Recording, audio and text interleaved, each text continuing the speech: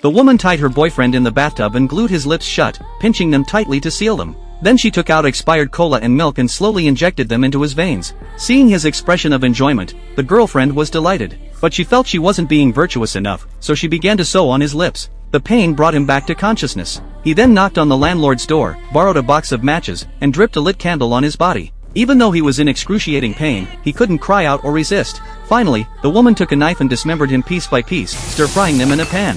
A sumptuous meal was served to the invited neighbors, who praised the woman's cooking. But the landlord didn't eat a single bite of the meat, having seen everything the woman did.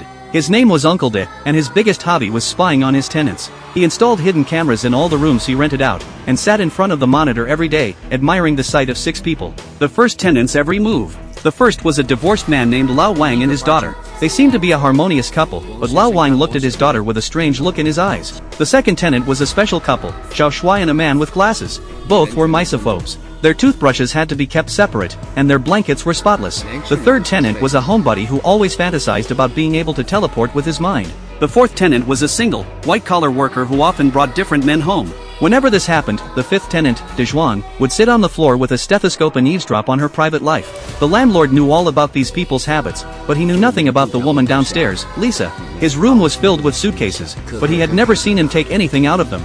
Driven by strong curiosity, he took out a spare key and sneaked into Lisa's room while she was away. Just as he was about to unpack his luggage, footsteps were heard outside. In a panic, Uncle De quickly hid under the bed, only to discover a shocking scene.